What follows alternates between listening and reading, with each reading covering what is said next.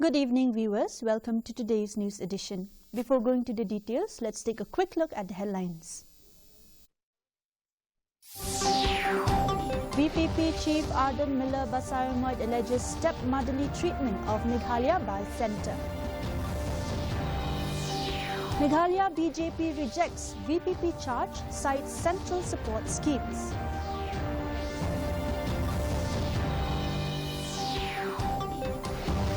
Meghalaya youth to represent at Viksit Bharat Young Leader Dialogue 2026. Venezuela's Vice President Delcy Rodriguez sworn in as Venezuela's interim president. And 2 Hindu men killed in 24 hours as minority violence escalates in Bangladesh. And now the news in detail. First, the local news.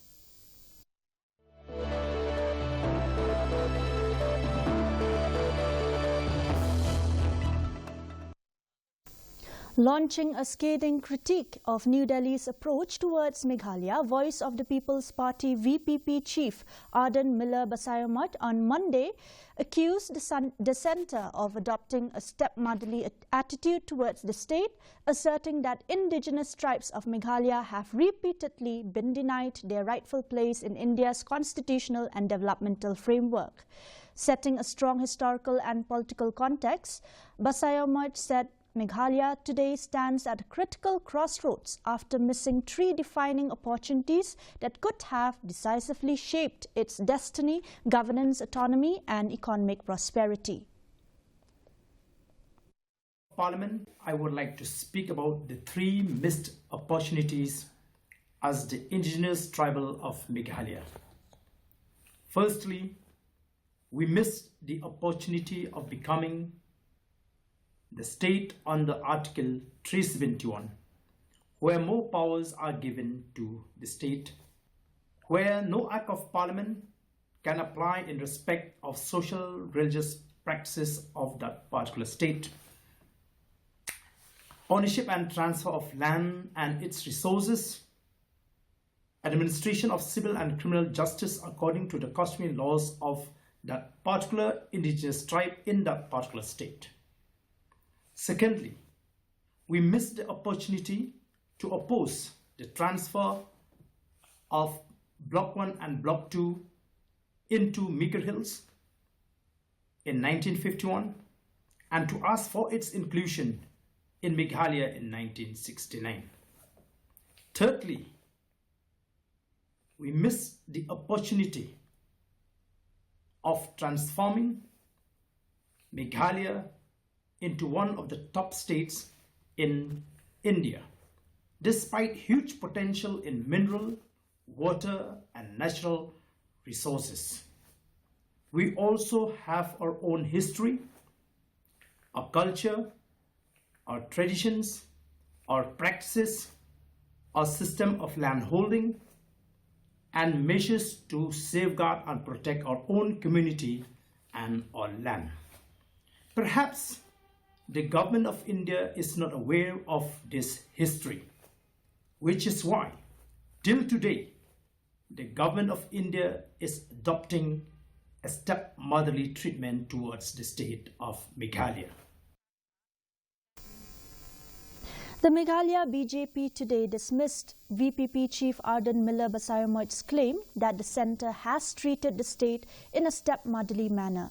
Speaking to DD News Meghalaya, BJP spokesperson Mariahom Kharkrang said, while some concerns raised by the VPP chief were valid, the allegation against the central government was incorrect. He stressed that constitutional safeguards protect culture and land rights and called for better governance and awareness to ensure benefits reach the people. Kharkrang added that blaming the centre was misplaced and called for effective governance to drive Meghalaya's development.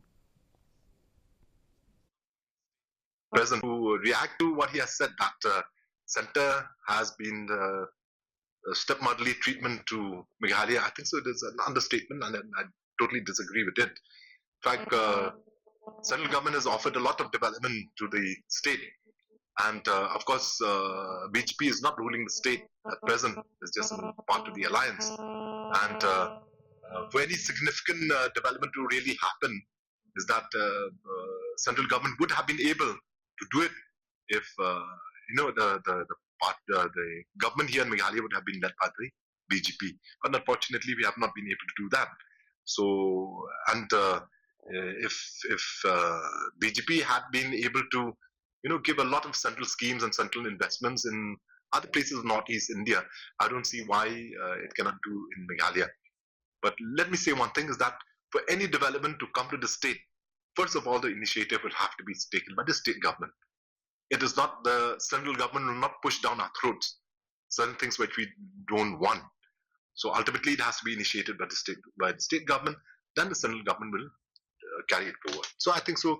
The statement that stepmotherly treatment for Meghalaya, I think, is totally wrong, and I totally do not accept that kind of statement. The Viksit Bharat Young Leader Dialogue, part of the 29th National Youth Festival 2026, will be held at Bharat Mandapam, New Delhi from 9 to 12 January. Meghalaya will be represented by 25 selected youths from nearly 50 lakh entries nationwide.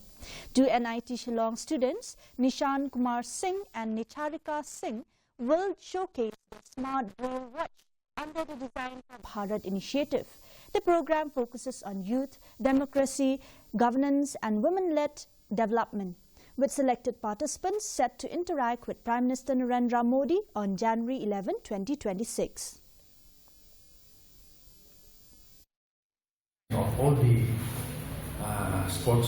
state sports departments is organizing the second edition of the reimagined National Youth Festival known as Viksit Bharat Youth Leader Dialogue 2026 in New Delhi from 9th to 12th January 2026. It will also culminate with the birth anniversary of Swami Vivekananda on 12th of January. The journey began with a nationwide quiz on the My Bharat platform, which saw over 50 lakh young participants from across India. 2.5 lakh participants were shortlisted and invited to submit essays across 10 main themes of Viksit Bharat Youth Leader Dialogue. Out of that, 15,000 participants progressed further to the state level presentation rounds. Meghalaya's tourism sector witnessed steady growth in 2025, with hoteliers estimating around 1.5 million tourist arrivals. While events like the Shillong Cherry Blossom Festival boosted footfall, incidents such as the Raghuvanshi murder case, the Ahmedabad plane crash and landslide-related fears affected visitor sentiment. Hoteliers cited disruptions, traffic congestion, water and power shortages as key challenges. While Sora continues to grow as a tourism hub, Dauki has faced setbacks due to delays in the Shillong-Dauki Road project, leading to closures of several hospitality units.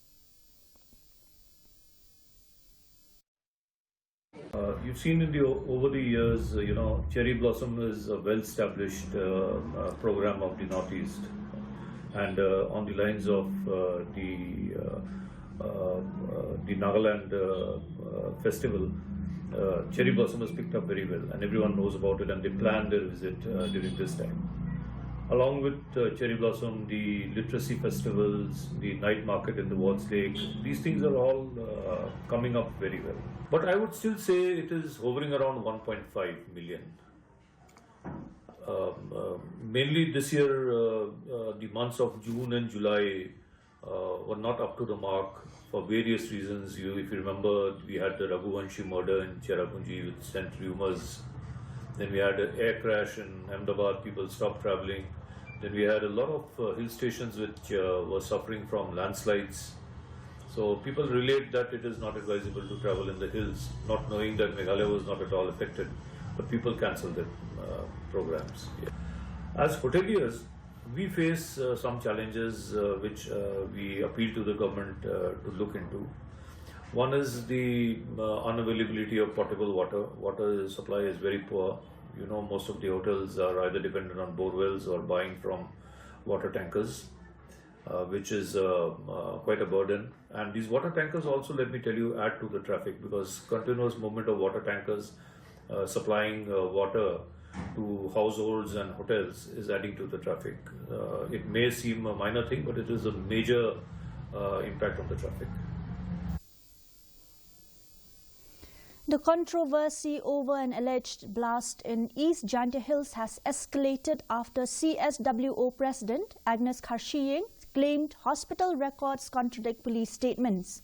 She said documents from Shillong Civil Hospital show Ashok Tamang suffered burn injuries from a dynamite blast at a stone quarry in Lomshnong on 23rd December and later died on 1st January. Police had earlier dismissed reports of an explosion as baseless. Alleging a cover-up, civil society groups are now demanding a transparent and thorough investigation, as Justice retired BP Katake has sought a detailed police report. We have seen the report of the police from East Jantia Hills, and since I've already got information that a person died on the 1st of January 2026, Ashok Tamang, due to dynamite blasting. So we came to the civil hospital, Shillong booth, and find out the detail. And we saw that it has been, he has been admitted on the 23rd.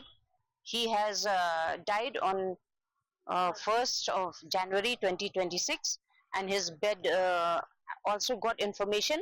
He was in surgical ward, bed number 32, and his body has been taken to Jawai. They are trying to hide what is happening, the illegal activities that is going on, and the people who cannot speak out, we are speaking for them, and they told us to say that drones have to be sent to Thangsko. I have contacted with Sir Kataki, and he has instructed the police to give him his report.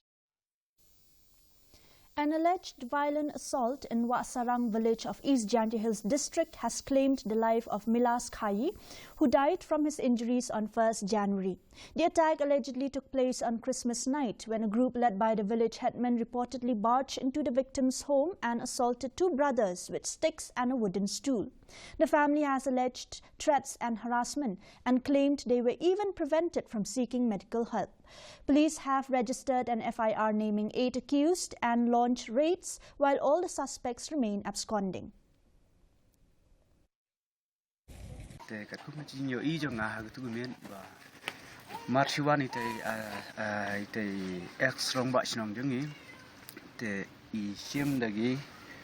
Normal chingi de mi khad ignore di jika bachong de sim yo ta knor ngamut ba pushong ha senda chunga de mar sim yo ta knor u tiet ba direct ha benta ke kli chunga de nang ta de ngam sang tu sang tha ta por ngakindit ba ngayo I ba gisnam chunga la play de ini kun jangi henmen chunga de milas mi ba flat isu la mo I khot irap papa I kajunga ila yap la place namta ba show gibil te nangta bade nolor ata ba laro issue saar license irang show inga ngadang defend yelade te don bok ba kimla raban show inga hadu ban lemut kata jimut jongkir.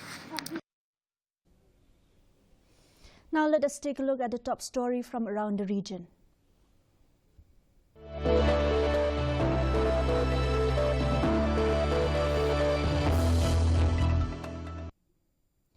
Two IED explosions were reported on Monday in Nganukon Ward 7-8 and nearby Saiton Nganukon Ward 8 under Phugokchau Ikhai Police Station in Manipur's Bishnupur district. One blast occurred inside an unoccupied house while the second injured 2 civilians. The case has been transferred to the National Investigation Agency for probe. Senior police officials inspected the sites as combing and search operations continue. Security has been intensified across vulnerable areas with checkpoints set up and safe movement of essential goods along National Highway 37 ensured. And now for the national news.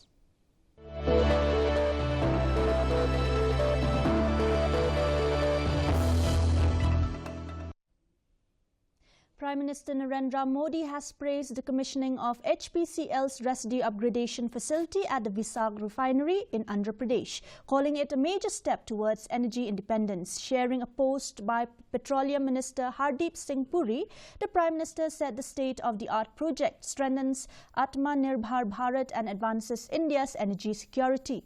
Puri noted that the facility reflects indigenous engineering excellence, with all 3 LC Max reactors fabricated and assembled within the country.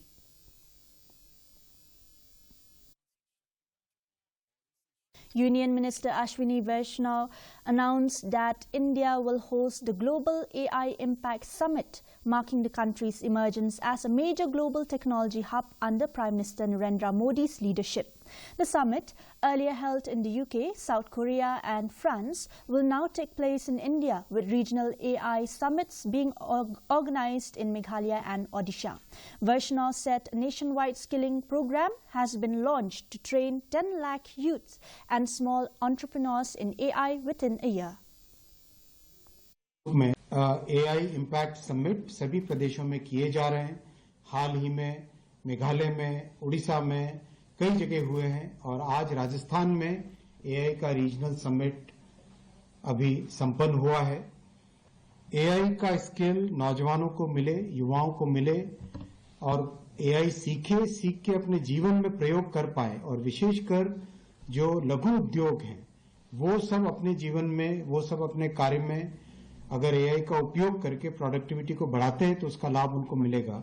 इसी उद्देश्य के साथ skilling का कार्यक्रम चालू आज किया गया है, आरंभ किया गया है, जो कि 10 लाख युवाओं को AI के स्किल देने का इसमें गोल रखा गया है।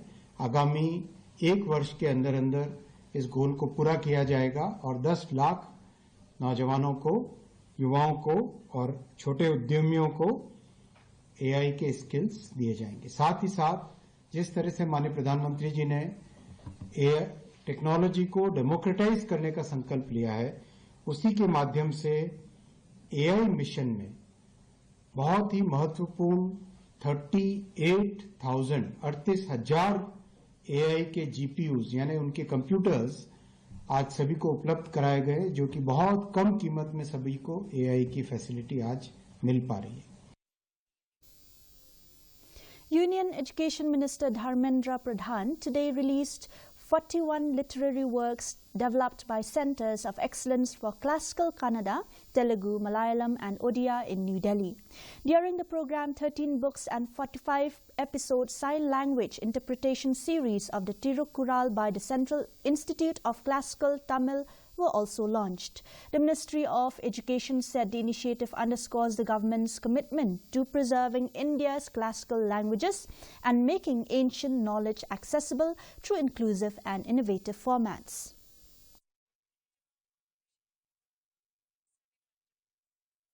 इस पुस्तक विमोचन की मंच पर उपस्थित भारतीय भाषा समिति के अध्यक्ष पद्मश्री चोमू कृष्ण शास्त्री जी, भारत सरकार की उच्च शिक्षा विभाग के सचिव आदरणीय विनीत जोशी जी, CIIL के director professor Shailendra Mohan ji, CICT के डायरेक्टर प्रोफेसर R चंद्रशेखरन जी,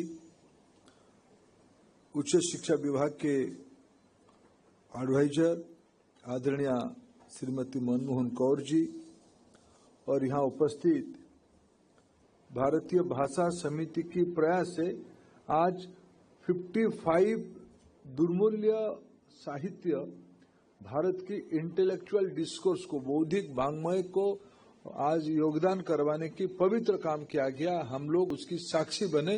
मैं आप सबकी ओर से ये सभी संगठनों को शुभेच्छा देता हूं, बधाई देता हूं। And now let's take a look at the top stories from around the world.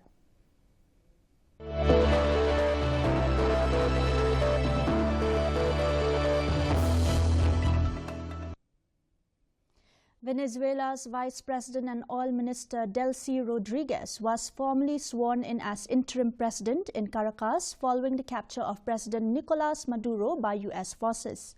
Taking the oath amid political turmoil, Rodriguez vowed to ensure continuity of governance, invoked the legacy of Simon Bolivar, and called for national unity.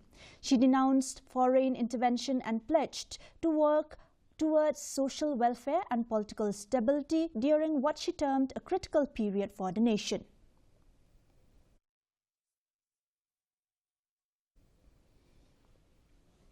Violence against minorities has intensified in Bangladesh, with 2 Hindu men killed within 24 hours in separate incidents. In Narsingdi district, 40-year-old grocery shop owner Sarat Mani Chakraborty was hacked with sharp weapons late Monday night and later succumbed to his injuries. Hours earlier in Jashore, 45-year-old factory owner and acting newspaper editor Rana Pratap was shot dead with his throat slit after being called out of his factory. Police recovered 7 bullet casings from the spot as investigations continue. This incident marks the 4th such case in a short span, triggering serious concerns over minority protection and the state of law and order, especially in the run-up to the elections.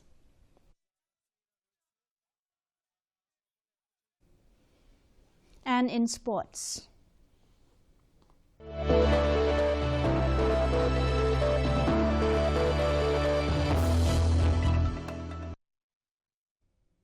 The Bangladesh government has decided to suspend the broadcast of the 2026 season of Indian Premier League across the country until further notice. The decision comes after Bangladeshi pacer Mustafizur Rahman was removed from the Kolkata Knight Riders squad following a directive by the BCCI. Bangladesh's Ministry of Information and Broadcasting has informed broadcasters that all IPL matches and related programs will remain off-air. The IPL 2026 season is scheduled to begin on 26 March.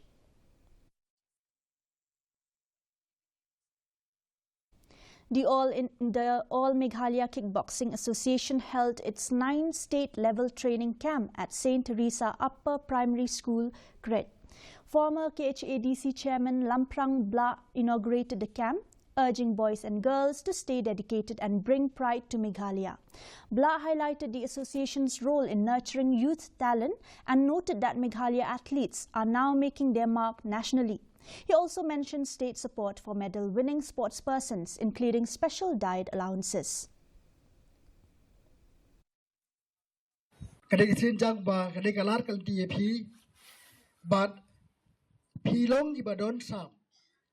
Tiladam don wani kalat kumai bakatam ni kongret bai ni jakal bakawi management bakoi baplong ni jaka pinum yolat pi temo ka usmal sustabong baro ubriu bastat piran kasap manu bala banlen tada klem dapli kalat kumnu anla pankren te bidon kasap tada pimyo ani kabu hangnu bani te ai kuplay ya pi kibla yo kalat la bagani ka amka bat pla yo ru bat pi yak sap jong pi ka balai thu manta dangwa ajar ap sau la yo bora ar fuitli ki ai khusnam bawra na me chla te re ta mar hisnam la ki ka no sha shu mo pyok spa ap sau mo spa ap sau ki khusnam te kadai usnyang benai ba sirkai bat dei ma pi Ibon si benta bakal ketir ya kamka bakal tam ya jela. The Mairang Zone Cricket Association today organised its first Under-15 cricket tournament at Mission Mairang Playground, Eastern West Khasi Hills. 5 boys teams and 2 girls team competed, including a match between Newborn and Pendeng Umyong.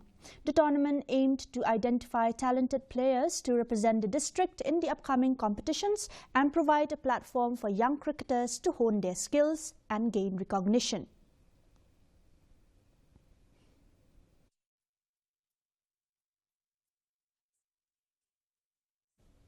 And now for the weather report.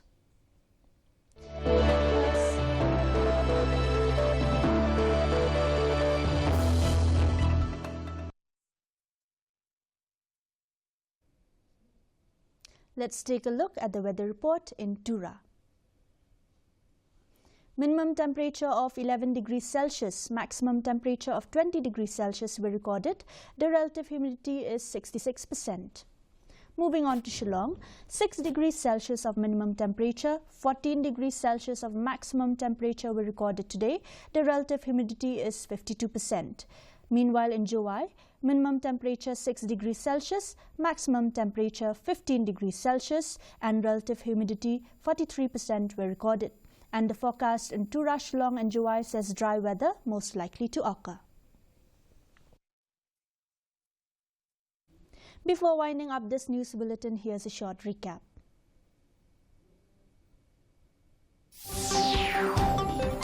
VPP Chief Arden Miller Basayamat alleges stepmotherly treatment of Meghalaya by Centre.